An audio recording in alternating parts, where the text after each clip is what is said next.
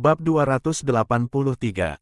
Tenang, aku di sini. Lin Tianhui saat ini sangat bersemangat, dia bahkan sudah membayangkan adegan bertempur dengan pasukan kavaleri Turkestan. Jika pasukan kavaleri Turkestan berani menyerang, cukup lemparkan granat, dan mereka akan hancur lebur. Setelah kehilangan kekuatan serangan mereka, pasukan kavaleri Turkestan tidak akan menjadi ancaman besar lagi, apalagi senjata ini kecil dan bisa dibawa, bahkan bisa dibawa di atas kuda perang, bahkan dalam pertempuran jarak dekat. Senjata ini bisa digunakan.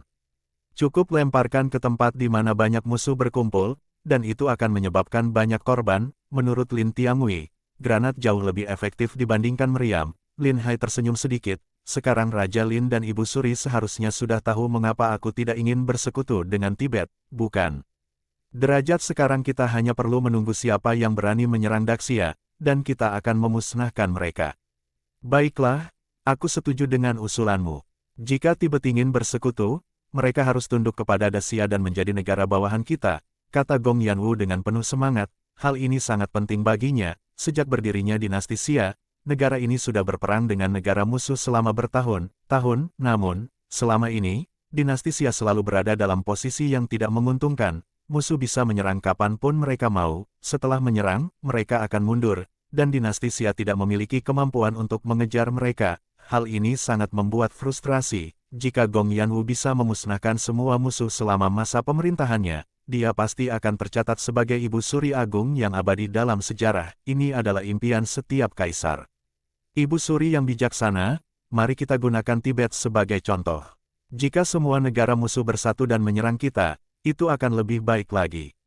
Kita akan mengalahkan mereka semua sekaligus, jadi kita tidak perlu menyerang satu persatu. Lin Hai berkata dengan semangat yang tinggi, berperang memang akan memakan biaya dan korban jiwa, tetapi dengan senjata modern, itu akan menjadi kekuatan yang tidak bisa dilawan. Begitu dinasti Xia menang, kita bisa mengambil banyak kekayaan dan sumber daya dari negara musuh, semua biaya akan terbayar, dan bahkan bisa mendapatkan keuntungan besar. Bagus sekali, aku akan mengangkatmu sebagai wakil Menteri Ritus. Kamu bertanggung jawab untuk menyambut delegasi Tibet, semua urusan akan di bawah kendalimu, kata Gong Yanwu. Terima kasih, Ibu Suri. Aku pasti tidak akan mengecewakan Ibu Suri. Mereka saling berpandangan, dan Lin Hai dengan sengaja mengedipkan mata. Gong Yanwu menatap dengan penuh pesona. Lin Tianhui merasa sangat kagum. Lin Hai benar-benar seorang jenius. Bagaimana dia bisa menciptakan senjata seperti ini? Apakah dia dikirim oleh surga untuk dinasti Xia? Jika dia sepenuhnya setia kepada kerajaan, dia pasti bisa membawa dinasti Xia menuju kemakmuran. Namun, jika dia menjadi musuh dinasti Xia, dia bisa dengan mudah menghancurkan kerajaan ini. Lin Tianhui mulai bimbang tentang rencana pernikahan Lin Hai. Jika dia menolak, dan Lin Hai marah, bukankah itu akan menciptakan musuh besar bagi dinasti Xia? Lin Tianhui mulai merasa kebingungan. Lin Hai yang tidak mau menyerah membuatnya merasa serba salah. Putrinya akan menikah dengan Lin Hai, tetapi akan diperlakukan setara dengan wanita lain. Dan semua orang mungkin mengira putrinya hanya menjadi selir. Apa yang akan terjadi dengan kehormatannya sebagai seorang raja? Namun, jika dia menolak, Lin Hai mungkin akan melarikan diri dengan Lin Ruoxue ke negara musuh, dan itu akan menjadi sebuah kehilangan besar. Lin Hai tidak memperhatikan perubahan ekspresi Lin Tianhui yang kebingungan. Aku punya satu hal lagi yang ingin aku sampaikan kepada Ibu Suri, kata Lin Hai. Apa itu? Katakan saja, aku pasti akan menyetujuinya. Sebelumnya aku sudah mengatakan bahwa granat tidak membutuhkan besi berkualitas baik.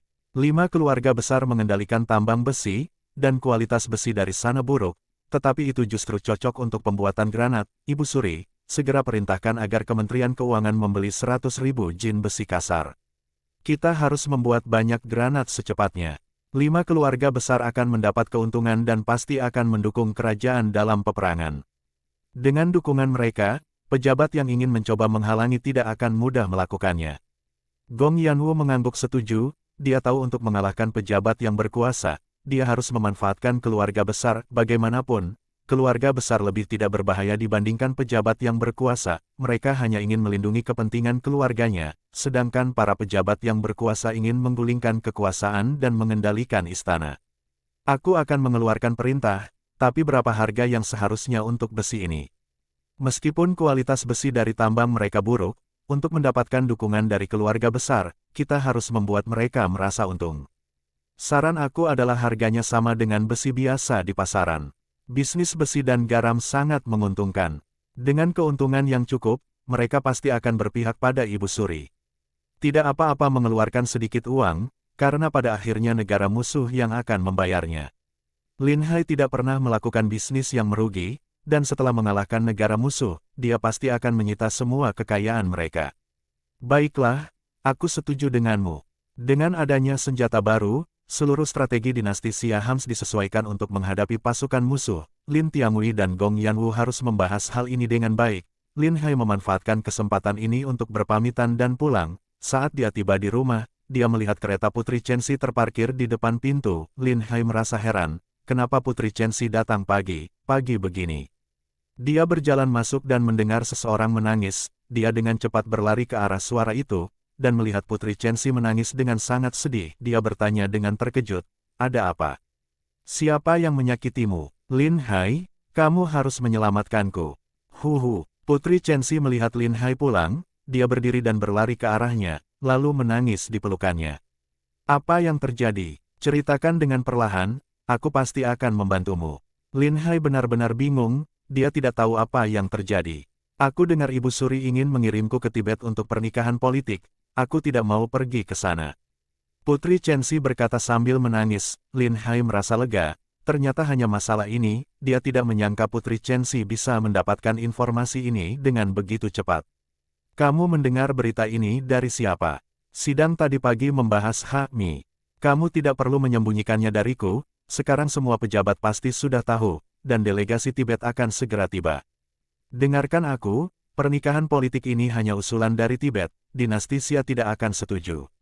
Lin Hai mengambil sapu tangan dan menghapus air matanya, lalu menariknya untuk duduk. Pada saat itu, Qiaoer, yang telah menjalin persahabatan yang erat dengan Putri Chenxi, juga merasa tidak tega jika Putri Chenxi harus menikah ke Tibet. Wilayah barbar itu terdengar sangat menakutkan.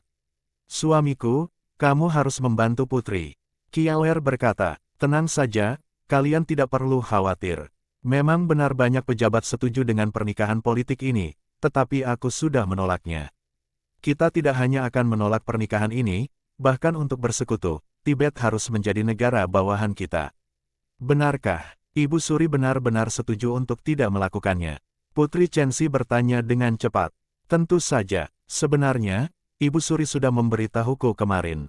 Untuk mencegah pernikahan politik, aku mempercepat pembuatan senjata baru, yang bisa menghancurkan Tibet dengan mudah.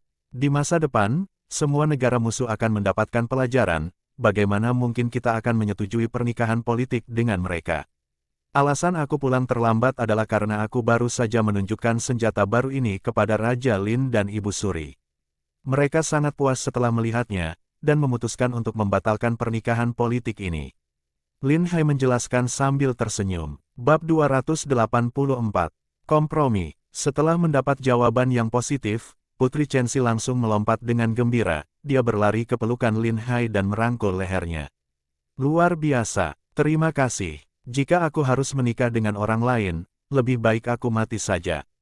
Lin Hai merasa sangat canggung, apalagi Qiaoer ada di depan mata. Tindakan seperti ini rasanya kurang pantas. "Putri Chenxi, coba kendalikan emosimu."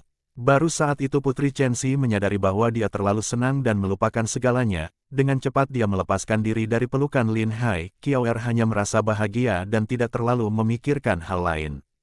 Karena Ibu Suri sudah setuju untuk tidak melakukan pernikahan politik ini, maka Putri Chenxi akan aman. "Tenang saja, aku sudah bekerja di istana, mana mungkin aku membiarkan kamu terjun ke dalam api," kata Lin Hai sambil tersenyum. Sambil berbicara, perutnya tiba-tiba merasa lapar. Pagi-pagi buta dia sudah pergi ke istana dan hanya menyantap semangkuk bubur. Jelas itu tidak cukup untuk mengganjal rasa laparnya. "Kalian sudah sarapan? Aku sudah lapar sekali." Lin Hai meraba perutnya sambil tersenyum pahit. "Aku sudah menyiapkannya, dan menunggu kamu pulang." "Putri juga belum sarapan, mengapa tidak tinggal dan makan bersama?" Qiaoer mengatakan itu dan langsung menyuruh pelayan untuk menyajikan makanan. Ketika tidak ada orang lain di sekitar, Putri Chenxi langsung mencium pipi Lin Hai dan berkata dengan malu-malu, "Suamiku benar-benar hebat, sungguh hebat." Lin Hai juga merasa sangat bangga. "Jika aku tidak bisa melindungi wanitaku sendiri, apa artinya aku sebagai pria?" Mulai sekarang aku akan fokus menjadi wanitamu. Di waktu senggang, kamu harus sering datang ke kediamanku, karena hal itu sangat menyenangkan. Putri Chenxi berbicara dengan lembut. Lin Hai tidak menyangka Putri Chenxi akan begitu agresif. Dia mengangguk dan setuju. Baiklah, setelah selesai urusan ini dalam beberapa hari, aku akan datang menemuimu. Ngomong-ngomong, Ruoxue sudah dikurung oleh Raja Lin di rumah. Setelah makan, tolong pergi menemuinya. Tenang saja, kalau bukan karena masalah pernikahan, aku sudah lama menemuinya. Saat itu Qiaoer membawa makanan. Setelah menangis beberapa waktu, Putri Chenxi juga merasa lapar. Sarapan di sini sangat lezat, jauh lebih baik daripada di kediamanku. Putri Chenxi makan dengan lahap, dia tidak merasa sungkan. Kamu adalah seorang wanita kaya, apa yang tidak bisa kamu beli? Lagi pula, jika tidak ada juru masak, bisa saja membeli dari luar, kata Lin Hai. Dengan petunjuk dari Lin Hai, semua orang dari desa sudah mulai berbisnis. Pagi-pagi sudah ada sup pedas, bubur, cakwe, pangsit, jus kedelai, semuanya ada, lebih beragam dan lebih lezat daripada sebelumnya. Banyak orang kaya yang tidak makan di rumah pada pagi hari, melainkan pergi ke toko atau kios makanan. Selain pilihannya yang banyak, rasanya juga lebih lezat daripada makanan yang dimasak oleh juru masak di rumah. Namun, tidak ada yang bisa menandingi keterampilan juru masak di rumahmu. Lagi pula, makan sendirian juga tidak enak, kata Putri Chenxi sambil mengerucutkan bibirnya dan bersikap manja. Jika putri suka makan di sini, maka mulai sekarang datang saja langsung untuk makan bersama. Apa yang ingin dimakan, biarkan juru masak kami yang membuatnya, kata Qiaoer sambil tersenyum. Qiaoer membantu di kantor berita, dan hubungan mereka semua sangat harmonis. Setelah akhirnya memiliki teman, Qiaoer sangat menghargainya. Baik, jika kamu bilang begitu, aku tidak akan sungkan lagi. Aku akan datang setiap hari untuk makan, jangan merasa terganggu, kata Putri Chenxi tanpa merasa sungkan. Aku malah berharap kamu bisa lebih sering datang, kata Qiaoer. Melihat betapa baiknya hubungan mereka, Lin Hai pun merasa lega. Tugas berikutnya adalah segera membangun bengkel rahasia untuk memproduksi granat tangan, sedangkan untuk menyambut delegasi Tibet, Lin Hai tidak terlalu memikirkan hal itu, yang penting tidak kelaparan, dan menghemat uang yang bisa dihemat. Ibu Suri telah menunjuk aku sebagai pejabat tambahan di Departemen Upacara. Dalam beberapa hari ini aku akan sibuk, kalian baik-baik saja di sini, kata Lin Hai. Tenang saja, kami akan baik-baik saja di kantor surat kabar, kata Putri Chenxi. Lin Tiangui, setelah berdiskusi dengan Gong Fanwu, kembali ke kediaman. Saat ini dia merasa sangat bersemangat. Akhirnya dia bisa merasa bangga, dia sangat yakin bisa mengalahkan semua negara musuh, karena pembuatan granat tangan harus dirahasiakan dan tidak bisa menggunakan orang dari Departemen Kerja. Lin Tiangui menarik beberapa orang terpercaya dari militer untuk pekerjaan ini, hal ini untuk mencegah rahasia bocor. Setibanya di rumah, Lin Ruoxue dengan wajah penuh kesedihan membantu membawa makanan. Lin Tiangui merasa tidak berdaya. Meskipun dia belum menyetujui pernikahan itu, tapi dia tidak bisa membuat Lin Hai marah. Dengan nada datar dia berkata, laranganmu sudah dicabut, jika ingin keluar, silakan. Mendengar kata-kata itu, tatapan mata Lin Ruoxue langsung bersinar. Apakah benar? Aku tidak berbohong padamu. Namun, masalahmu dengan Lin Hai, aku masih tidak setuju. Kamu adalah putri raja yang terhormat, kamu tidak bisa sembarangan menikah. Derajat, oh, baiklah. Lin Ruoxue menjawab sambil cemberut, tetapi dalam hati dia sangat senang, setidaknya dia bisa keluar untuk menemui Lin Hai. Namun, dia merasa agak aneh, dulu ketika berselisih dengan ayahnya, dia juga pernah dikurung, tetapi kenapa kali ini larangannya dicabut begitu cepat? Kemarin dikurung, hari ini sudah dicabut, tidak pernah secepat ini, apalagi, dia tidak meminta maaf atau mengakui kesalahannya, seharusnya tidak mungkin akan begitu mudah. Ayah, apakah telah terjadi sesuatu? Tanya Lin Ruoxue dengan penasaran. Apa yang terjadi? Apakah kamu ingin tetap dikurung? Kata Lin Tiangui dengan nada kesal. Aku sudah mengenal karakter ayah, jika begitu mudah melepaskanku, pasti Lin Hai telah melakukan sesuatu yang besar. Haha, dan tidak ada hal yang bisa disembunyikan darimu. Benar, Lin Hai telah melakukan sesuatu yang besar, dan sangat besar. Lin Tiangui tidak menyembunyikan hal itu, lagi pula, hal ini juga akan diketahui cepat atau lambat. Cepat ceritakan apa yang telah dia lakukan. Lin Ruoxue bertanya dengan cepat. Dia telah menemukan senjata baru yang bisa mengalahkan pasukan musuh secara total. Awalnya Tibet ingin menikahi Putri Chenxi untuk bersekutu, tetapi Lin Hai menolak dengan keras, jadi untuk menyelamatkan Putri Chenxi. Lin Tiangui menjelaskan secara garis besar tentang kejadian hari ini, untuk granat tangan adalah masalah rahasia dan harus dirahasiakan. Lin Ruoxue merasa lega setelah mendengarnya, menikah dengan suku Tibet rasanya lebih buruk daripada mati. Untung ada Lin Hai, jika tidak Putri Chenxi akan sangat menderita. Tidak tahu apakah Putri Chenxi sudah mengetahui hal ini, aku harus segera menemuinya. Lin Ruoxue tidak makan, dia langsung pergi mencari Putri Chenxi, namun, Putri Chenxi tidak ada di tempat, dia pergi ke kediaman Lin Hai, sehingga Lin Ruoxue tidak bertemu dengan dia. Setelah selesai makan, Lin Hai pergi ke kantor Departemen Upacara, lagi pula, menyambut delegasi adalah tugasnya, pekerjaan dia yang harus dilakukan tetap harus dilakukan. Orang-orang Departemen Upacara adalah kepercayaan Perdana Menteri, dan ketika dia tiba ternyata tidak ada orang yang melayani dia, Lin Hai hanya tersenyum sinis. Dia bukan orang yang takut dengan masalah seperti ini, dia langsung pergi menemui kepala Departemen Upacara bersama bawahannya, tanpa mempedulikan mereka. Namun, dia masih perlu menggunakan beberapa bantuan dari Departemen Upacara. Lin Hai berencana untuk tidak mengikuti etiket biasa dalam menyambut utusan delegasi itu, melainkan mengadakan semacam parade militer, untuk menunjukkan kekuatan tempur Daxia. Hal itu untuk memberikan tekanan kepada delegasi Tibet. Bab 285.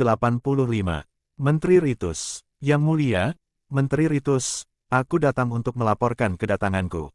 Lin Hai berteriak dengan keras. Awalnya dia tidak ingin menanggapi Lin Hai, tetapi karena suara yang begitu keras, dia tidak bisa mengabaikannya. Wajahnya langsung terlihat suram. Dia menegur dengan suara dingin, apaan ini? Berteriak tidak ada tata krama. Kamu tidak tahu bahwa ini adalah kantor Kementerian Ritus. Oh, ternyata Yang Mulia masih ingat ini adalah kantor Kementerian Ritus. Namun, sejak kedatangan aku, tidak ada seorang pun yang menyambut. Apakah orang di Kementerian Ritus tidak mengerti tata krama? Lin Hai mendengus dingin. Ini karena pekerjaan Kementerian Ritus terlalu banyak. Semua orang sedang sibuk bekerja. Jika kamu tidak melaporkan dengan jelas, orang-orang tidak akan tahu bahwa kamu adalah pejabat baru yang ditugaskan di sini, jadi jika mereka tidak menyambutmu juga bukan salah mereka. Begitukah? Jika orang lain tidak tahu, itu tidak masalah, tetapi kamu sebagai Menteri Ritus, tidak mungkin tidak tahu perintah dari yang baru saja dikeluarkan oleh Elbu Surikan. Tentu saja aku tahu. Lin Hai menatapnya dan bertanya, jika kamu tahu perintah Ibu Suri, mengapa kamu tidak memberitahu orang-orang di sini? Sepertinya mereka sama sekali tidak siap menyambut kedatanganku. Apa yang perlu disiapkan? Tugasmu adalah menyambut utusan dari Tibet, tempat tinggal di pos sudah tersedia. Mengenai tenaga, semuanya sudah ada, kamu tinggal pilih saja. Menteri Ritus tidak ingin memberikan kesempatan untuk Li Hai, dia memberi isyarat kepada bawahannya.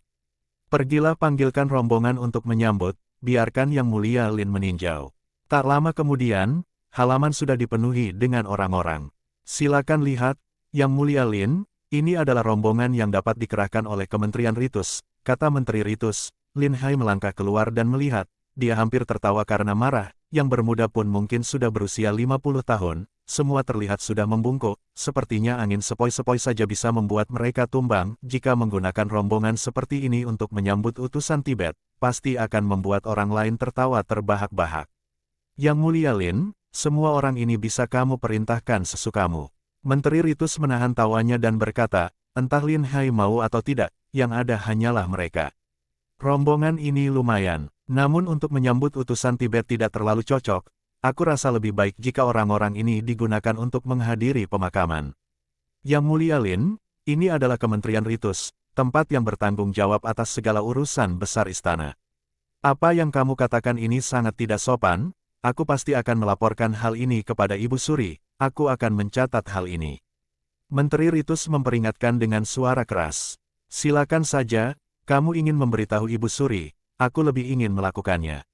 Lin Hai sama sekali tidak takut akan ancamannya, orang lain mungkin akan merendahkan diri dalam situasi seperti ini demi menjaga muka, atau mungkin melapor kepada istana, tetapi Elbu Suri sudah menangani begitu banyak urusan setiap harinya, jika hal kecil seperti ini saja tidak bisa diatasi, itu sama saja dengan menunjukkan ketidakmampuan. Ibu Suri tidak mungkin akan menanggapi hal sepele seperti ini secara pribadi.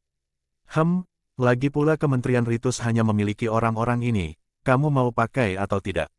Lin Hai juga tidak peduli, toh dia tidak berniat menggunakan rombongan ini. Saya tidak akan menggunakan orang-orang ini, kamu cukup berikan aku rombongan yang menyambut Ibu Suri dan menyambut Raja Lin kembali. Kata Lin Hai, mengapa kamu butuh rombongan itu? Rombongan untuk menyambut pahlawan dan rombongan untuk menyambut utusan berbeda. Ini bukan urusan kamu, Ibu Suri telah menyerahkan urusan ini kepadaku sepenuhnya, jadi tentu saja semua persiapan akan mengikuti perintahku. Aku tidak bisa memenuhi permintaan itu, kamu tidak bisa menggunakan rombongan itu. Menteri Ritus sudah bertekad, dia memang tidak ingin memberikannya, lagi pula dia punya alasan. Lin Hai tidak mengerti tata krama, penggunaan rombongan yang sembarangan bisa dicegah olehnya. Jadi, apakah Yang Mulia Menteri Ritus bersikeras untuk tidak bekerja sama? Tanya Lin Hai. Tidak sesuai dengan tata krama, tentu saja tidak bisa diberikan, jawab Menteri Ritus. Oh, apakah sudah dicatat? Lin Hai bertanya kepada orang di sampingnya. Yang Mulia, semuanya sudah dicatat. Menteri Ritus tampak kebingungan, apa yang kamu catat? Tentu saja aku mencatat setiap orang yang aku temui di Kementerian Ritus, setiap kata yang aku ucapkan. Menteri Ritus tidak memberikan aku hal yang ingin aku gunakan, jadi aku hanya bisa melaporkan hal ini kepada Ibu Suri besok pagi, bukan karena aku tidak bisa melakukan hal ini, tetapi karena Menteri Ritus dengan sengaja mempersulit aku. Untuk menghindari kesalahpahaman nanti, aku telah meminta seseorang untuk mencatatnya, ini juga bisa menjadi saksi. Lin Hai berkata dengan santai. Kamu, Menteri Ritus sangat marah, dia tidak pernah membayangkan Lin Hai akan melakukan hal seperti ini, dia bahkan membawa mejanya dari kantor Jingzhou, dengan adanya bukti seperti ini, hal ini akan sangat merugikan dirinya di hadapan para pejabat, mau membela diri pun tidak bisa, dia pasti akan mendapatkan teguran. Lin Hai, aku beritahu kamu, jenis rombongan apa yang akan digunakan di tempat yang sesuai, semua ada aturannya sendiri. Jika kamu berani menggunakan rombongan yang menyambut pahlawan untuk menyambut utusan Tibet, itu adalah kesalahan besar. Menteri Ritus berteriak, kalau begitu, tidak perlu khawatir, aku tidak akan merendahkan martabat Daxia. Baik, berikan rombongan itu untuknya. Urusan lainnya aku tidak akan campur tangan lagi. Menteri Ritus sangat marah dan melambaikan lengan bajunya pergi. Tidak peduli kamu mau mengurus atau tidak mengurus. Aku malah khawatir kamu akan menghalangi pekerjaanku. Lin Hai berkata tanpa rasa hormat, Menteri Ritus sudah hampir meledak karena marah. Ketika dia kembali ke ruangan, dia marah sambil memaki. Sangat sombong, mengandalkan dukungan Ibu Suri, sama sekali tidak tahu aturan. Bahkan atasannya pun tidak dianggap para pejabat di bawahnya segera menasehati, Yang Mulia tidak perlu mempermasalahkan dia. Lin Hai hanya ditugaskan sementara di Kementerian Ritus. Setelah menyambut utusan Tibet, dia akan segera pergi, mengapa Yang Mulia harus marah padanya? Benar, Lin Hai bahkan tidak tahu cara menggunakan rombongan yang tepat. Kali ini pasti akan memalukan, lagi pula Yang Mulia sudah memperingatkannya, tetapi dia tetap bersikeras dengan pendapatnya, jika terjadi kesalahan, maka tidak akan jadi urusan Yang Mulia, kami semua bisa menjadi saksi untuk Yang Mulia. Tatapa mata Menteri Ritus langsung berbinar, dia bertepuk tangan. Yang kalian katakan benar, lagi pula aku sudah memperingatkannya. Jika terjadi kesalahan, tidak ada hubungannya denganku. Haha, Lin Hai, kamu hanya peduli untuk membuat semua meriah, tetapi rombongan penyambut bukanlah hal kecil. Jika pada saat itu kamu menyambut utusan Tibet sebagai pahlawan, hal itu benar akan membuat Daxia sangat malu.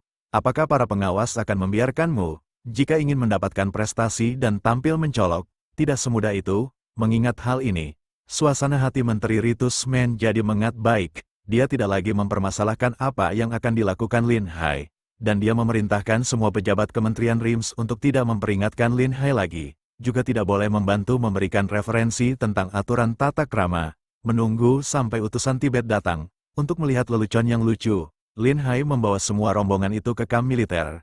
Dia melihat Yu Hua Si sedang memimpin pasukan latihan. Dengan bantuan Wang Dayong dan yang lainnya sebelumnya, barisan berdiri sangat rapi. Saudara Lin, aku mendengar kamu diangkat menjadi wakil menteri. Selamat. Lin Hai mengangkat tangan dengan acuh tak acuh dan berkata, kenapa harus mengucapkan selamat, ini hanya sementara saja. Setelah menyambut utusan Tibet, jabatan wakil menteri ini harus dikembalikan. Ternyata begitu.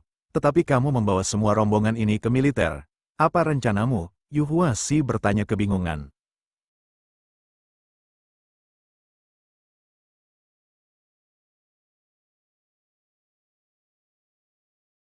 Bersambung